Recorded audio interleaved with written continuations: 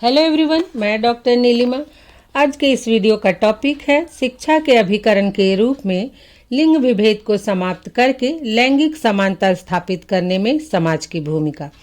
ऐसे मुख्यतः हम देखें तो समाज को हम भारतीय समाज भी कह सकते हैं, और फिर उसके बाद समाज धर्म के आधार पर भी अलग अलग है, संस्कृति के आधार पर भी अलग है, क्षेत्र के आधार पर भी अलग है, जाति के आधार पर भी समाज का विभाजन है।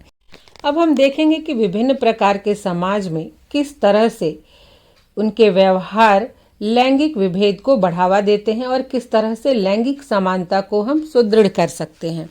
तो आइए शुरुआत करते हैं। तो ये जो लिंग विभेद है हमारे समाज द्वारा ही निर्मित है।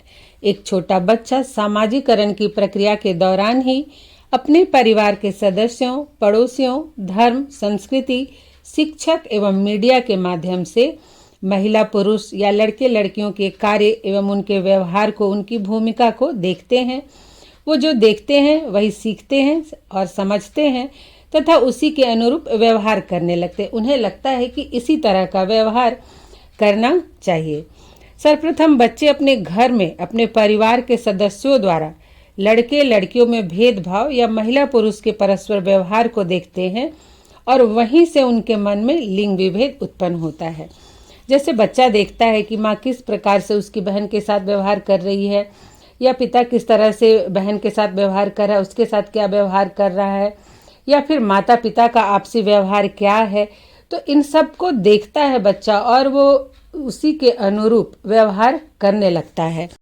अब हम देखेंगे कि समाज में लिंग विभेद के प्रमुख कारण क्या हैं।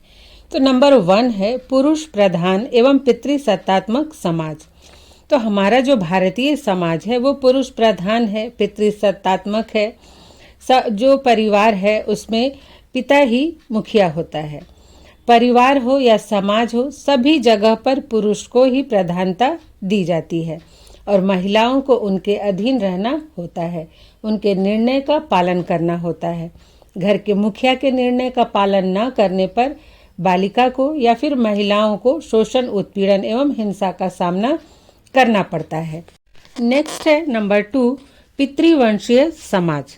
तो हमारा भारतीय समाज पितृवंशीय भी है, अर्थात समाज में जो वंश परंपरा है वो पुत्र के द्वारा ही चलती है, ऐसा माना जाता है।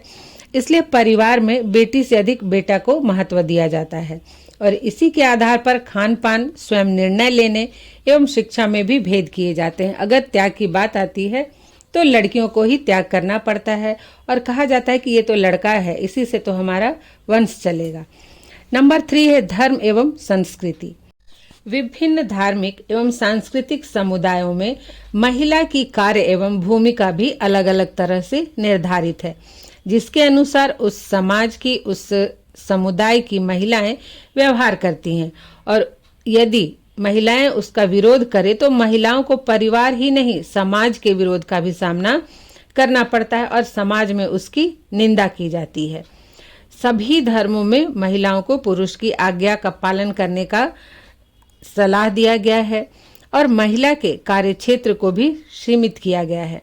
धार्मिक ग्रंथों में तो यह भी कहा गया है कि अधिक स्वतंत्रता प्राप्त करने पर नारी बिगड़ जाती है, जबकि ये बिल्कुल भी तर्कसंगत नहीं है। तो धर्म एवं संस्कृति में महिलाओं की जो भूमिका है वो कहीं न कहीं लिंग विभेद को बढ़ावा देती है। नेक्स्ट है नंबर 4 नकारात्मक दृष्टिकोण। समाज में बालिकाओं के प्रति भी लोगों की सोच नकारात्मक होती है। जैसे कि लड़की के जन्म लेने पर माता पिता इसलिए दुखी हो जाते हैं, चिंतित हो जाते हैं कि लड़की का पालन पोषण करना होगा, उसे शिक्षा भी देना होगा, इसके अतिरिक्त उसकी शादी में भी दहेज देना होगा। और इतना होने के बावजूद भी यह निश्चित नहीं होता है कि लड़की ससुराल में खुशी रहेगी। समाज में लड़कियों के साथ हो रहे शोषण, अत्याचार, हिंसा को देखकर भी माता पिता चिंतित होते हैं। कई माता पिता कन्या भ्रूण हत्या केवल इसलिए करवा देते हैं कि उनके पास उनकी बेटी का पालन पोषण करने एवं विवाह में धन खर्च करने के लिए वो सक्षम नहीं होते हैं। आप अपने समाज में ही देखेंगे कि अगर लड़की को, मतलब शादीशुदा लड़की को पहला बच्चा यदि लड़की हो जाती है तो घर वाले खुश होते हैं, पर बहुत ज़्यादा नहीं। अनमाने ढंग से वो खुश होते हैं। लेकिन अगर पहला बच्चा लड़का हो तो सारे परिवार वाले खुश हो जाते हैं। उसी प्रकार से अगर किसी की 2 लड़की है तो उस महिला को जीवन भर ताने सुनने पड़ते हैं, या फिर कई जगह पर कई परिवारों में तो जब तक लड़का ना हो जाए तब तक वो परिवार बढ़ाते रहते हैं, चाहे वो अपने बच्चे का पालन पोषण करने में सक्षम हो या ना हो। और ऐसी स्थिति में तब फिर आगे की शिक्षा, पढ़ाई लिखाई इत्यादि में जो लड़कियां होती हैं उन्हें ही कंप्रोमाइज करना होता है, उन्हें ही अपने भाई के लिए त्याग करना पड़ता है। नेक्स्ट है नंबर 5, महिलाओं की रूढ़िवादी एवं संकीर्ण सोच। तो ये जो महिलाओं के साथ घरेलू हिंसा होती है या लिंग विभेद होता है या भेदभाव किया जाता है, इस लिंग विभेद के लिए महिलाएं भी स्वयं ही जिम्मेदार हैं। उनकी रूढ़िवादी एवं परंपरागत सोच उनकी प्रतिष्ठा को गिरा रही है। सरकार इनके उत्थान के लिए, इनके विकास के लिए अनेक प्रयास कर रही है। इसके बावजूद भी स्त्रियों की स्थिति में अपेक्षित सुधार नहीं हो रहा है। देखा जाए तो घर में माता अपने बेटे बेटियों में स्वयं ही भेदभाव करती हैं। वहीं ससुराल में भी स्त्रियों के द्वारा ही स्त्रियों को सताया जाता है। जैसे कि आप देखेंगे ससुराल में बहू को दहेज के लिए सताने में सबसे ज्यादा हाथ सास का, जेठानी का या ननद का ही होता है। अगर ये लोग चाहें, अगर ये लोग उसे सम्मान दे तो ऐसा नहीं है कि घर के जो पुरुष सदस्य हैं उसे सताते हैं या मारपीट करते हैं या फिर विवाह संबंध छोड़ देते हैं। तो महिलाएं अपनी इस सोच के कारण ही स्वयं आगे नहीं बढ़ रही हैं और वे ही लिंग भेद एवं घरेलू हिंसा को बढ़ावा दे रही हैं। नेक्स्ट नंबर 6, महिलाओं में जागरूकता का अभाव। तो हम सभी जानते हैं कि हमारे संविधान में महिला एवं पुरुष दोनों को प्रत्येक क्षेत्र में समान अधिकार दिए गए हैं, किंतु व्यवहार में ऐसा नहीं होता है। आज भी महिला की योग्यता पर संदेश किया जाता है, उसकी स्वतंत्रता पर प्रतिबंध लगाया जाता है, उसे अपने विचारों को व्यक्त करने की स्वतंत्रता नहीं होती है और किसी भी निर्णय में स्त्री को पुरुष की सहमति लेनी पड़ती है। अब देखिए, शिक्षा का अधिकार सभी को दिया गया है, लेकिन बालिकाओं को शिक्षा में बालकों के समान अवसर भी प्राप्त नहीं हो पाते हैं। नेक्स्ट नंबर 7, सामाजिक परंपराएं। हमारे समाज में लड़की पक्ष के द्वारा लड़की वालों को धन देकर संतुष्ट करने की परंपरा बालिका शिक्षा के मार्ग में सबसे बड़ी बाधा है। माता पिता सोचते हैं कि उच्च शिक्षा पर वो जो धन खर्च करेंगे उससे ही एकत्रित करके वो बेटी का विवाह कर सकते हैं, तो पढ़ाने लिखाने में क्यों अधिक धन खर्च करें। अधिक पढ़ने लिखने पर उन्हें अधिक दहेज भी देना होगा, ऐसा भी सोचते हैं कई माता पिता। इसलिए वे अपनी बेटियों को सामान्य शिक्षा प्रदान करके संतुष्ट हो जाते हैं। तो दहेज प्रथा एक बहुत बुरी परंपरा है हमारे समाज की, और अब तो एक दूसरे को देखकर सभी समाज के लोगों में दहेज प्रथा थोड़ी या ज्यादा आरंभ हो चुकी है। नेक्स्ट है नंबर 8, मीडिया का प्रभाव। जैसे कि हम देखते हैं कि आज घर घर में टीवी सभी देखते हैं, मोबाइल का सभी लोग उपयोग करते हैं और ग्रामीण क्षेत्रों में रेडियो का ज़्यादा प्रयोग किया जाता है। तो टीवी मोबाइल ने जहां एक और विकास के कई साधन एवं सूचनाएं लोगों को उपलब्ध करवाए हैं, लोग इसका उपयोग करके आगे भी बढ़ रहे हैं, उच्च शिक्षा भी हासिल कर रहे हैं। वहीं आज के युवाओं पर मीडिया का दुष्प्रभाव भी अत्यधिक रूप से देखा जा सकता है। आज का युवा वर्ग मीडिया के प्रसारण को देखकर पाश्चात्य सभ्यता संस्कृति का अंधाधुंध अनुकरण कर रहे हैं और अपने सामाजिक, सांस्कृतिक, धार्मिक मूल्यों को भूलते जा रहे हैं। उन्हें लगता है कि अगर वो पाश्चात्य सभ्यता को अपना लेंगे तो वो मॉड बन जाएंगे। लिंग विभेद को बढ़ावा देने में केवल समाज या परिवार का ही दोष नहीं है। आज का युवा पीढ़ी भी खुद ही आगे नहीं बढ़ना चाहता है। बहुत सारे युवा ऐसे हैं कि वो थोड़ी बहुत पढ़ाई कर लेने के बाद कहीं काम करने लगते हैं और उस पैसे से वो आधुनिक कपड़े, मोबाइल लेकर ही संतुष्ट हो जाते हैं। आगे शिक्षा प्राप्त करने की उनकी कोई मंशा नहीं होती है। नेक्स्ट है नंबर 9, महिलाओं की संकीर्ण सोच। तो आज महिला की प्रतिष्ठा को गिराने में महिला की ही संकीर्ण सोच उत्तरदायी है। आज भी महिलाएं पुत्र का मोह नहीं छोड़ पाई हैं और पुत्री के उत्पन्न होने पर दुखी हो जाती हैं। महिलाएं खुद भी ये चाहती हैं कि उनका एक बेटा अवश्य हो और इसी चाह में कई बार कन्या भ्रूण हत्या भी कर दी जाती है या फिर महिलाओं के साथ मारपीट की जाती है, उन्हें सताया जाता है और उन्हें छोड़ भी दिया जाता है। और कभी कभी कई बेटियों के बाद अगर एक बेटा हो तो वहां पर बेटे को अधिक महत्व दिया जाता है तथा बेटा बेटी में भेदभाव भी किया जाता है। और अंत में पथभ्रष्ट युवा। आज का युवा पीढ़ी मीडिया के प्रभाव के कारण पथभ्रष्ट हो रही है। वे शिक्षक या अपने माता पिता द्वारा बताए गए बातों से ज्यादा मीडिया को देखकर उसका अनुसरण कर रहे हैं। पाश्चात्य बनने की होड़ के कारण युवा पीढ़ी यह नहीं समझ पा रही है कि क्या गलत है और क्या सही है, जिसके कारण समाज में लैंगिकता, शोषण, उत्पीड़न, छेड़छाड़ जैसी घटनाओं में वृद्धि हुई है। आप सभी अपने अपने आसपास, अपने क्षेत्र के पार्कों में, होटलों में इस तरह के दृश्य देखे होंगे, जिसे देखकर बहुत ही दुख होता है कि आज की युवा पीढ़ी कहाँ जा रही है।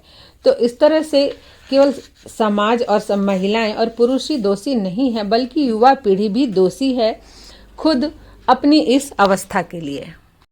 अब हम बात करेंगे कि समाज की क्या भूमिका है या होनी चाहिए। नंबर 1 है शैक्षिक जागरूकता एवं शिक्षा प्राप्त करने के समान अवसर देना। तो लिंग भेद को समाप्त करने के लिए यह आवश्यक है कि समाज के लोगों द्वारा, माता पिता द्वारा शिक्षा के महत्व को समझा जाए एवं लड़के लड़कियां दोनों को शिक्षा प्राप्त करके आगे बढ़ने के एक समान अवसर प्रदान किए जाएं। अगर समाज में ऐसा कोई घर परिवार दिखाई देता है जहां लड़कियों को नहीं पढ़ाया जा रहा है, तो समाज के लोगों को या फिर समाज के जो वरिष्ठ लोग हैं उन्हें जाकर वैसे माता पिता को जागरूक करना चाहिए। नेक्स्ट है नंबर 2, स्त्री को पुरुष के समकक्ष समझना। तो जैसा है कि परिवार रूपी जो गाड़ी है, इसके 2 पहिए होते हैं, स्त्री एवं पुरुष, दोनों का संतुलन आवश्यक है। उसी प्रकार से समाज में स्त्री पुरुष का लिंगानुपात भी संतुलित होना आवश्यक है, नहीं तो विवाह के लिए लड़कियां नहीं मिलेगी तो वंश कहाँ से चलाएंगे।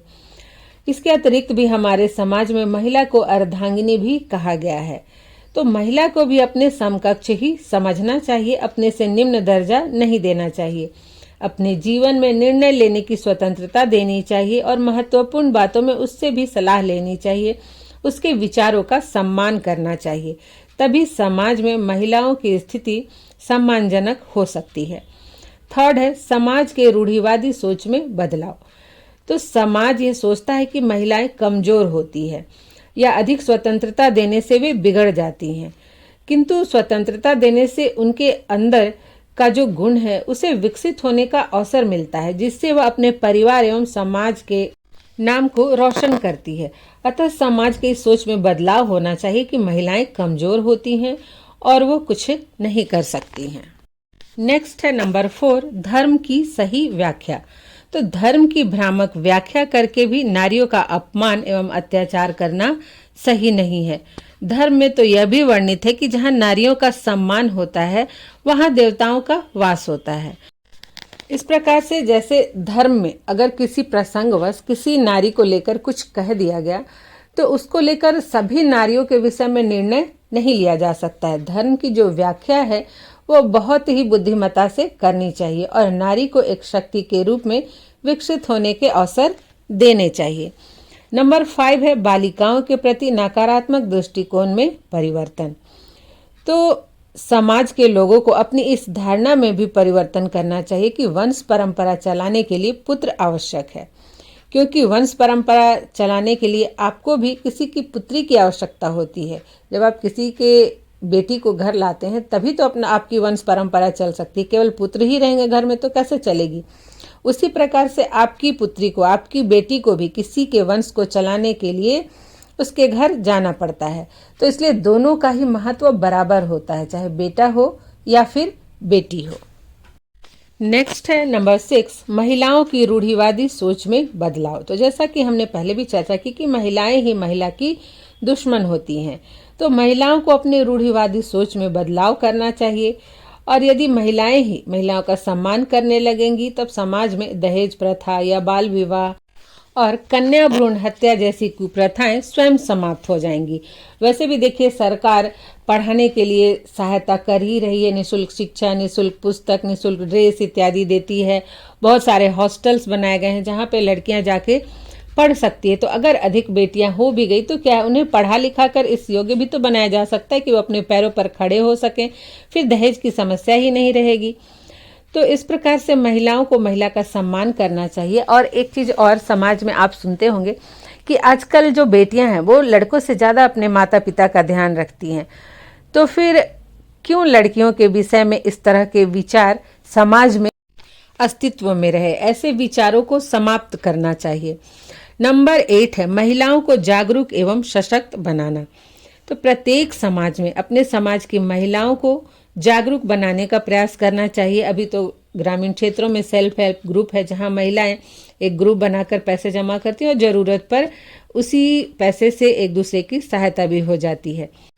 तो महिलाओं को उनके अधिकार एवं कर्तव्यों का ज्ञान देना चाहिए, उनका मार्गदर्शन करना चाहिए, जिससे आवश्यकता पड़ने पर वह उसका उपयोग कर सकें। नारी में आत्मसम्मान व स्वाभिमान की भावना भी उत्पन्न करनी चाहिए, जिससे वह सशक्त बने और शोषण एवं उत्पीड़न के विरुद्ध संघर्ष कर सके। इतना डरा कर रख दिया जाता है कई परिवारों में लड़कियों को कि जब उनके साथ किसी तरह की हिंसा होती है या शोषण होता है तो वे विरोध भी नहीं कर पाती हैं, अपनी रक्षा भी कर पाने में सक्षम नहीं होती हैं। नेक्स्ट है नंबर 9, रूढ़िवादी सामाजिक परंपराओं का त्याग। तो किसी भी समाज के विकास के लिए आवश्यक है कि वह समय के साथ समाज के लिए अहितकारी विचारधारा और रूढ़ियों का त्याग करे। समाज के लोगों को अपने समाज की वैसी रूढ़िवादी एवं कट्टर परंपराओं का त्याग करना चाहिए जो बेटियों एवं महिलाओं के विकास में बाधक है। तो आज वैज्ञानिक युग है और हम विकास के चरण में आगे बढ़ रहे हैं। तो ऐसे में रूढ़िवादी परंपरा के आधार पर महिलाओं एवं बेटियों का विकास नहीं रोकना चाहिए। समय के साथ उसमें बदलाव आना चाहिए जिससे कि वो विकसित हो सके। और अंत में हम बात करेंगे मीडिया के दुष्प्रभाव को रोकने की। नंबर 10 है मीडिया के दुष्प्रभाव को रोकना। तो आज जो मीडिया है, विशेषकर मोबाइल और टीवी के दुष्प्रभाव के कारण जो हमारी युवा पीढ़ी है वो दिग्भ्रमित हो रही है।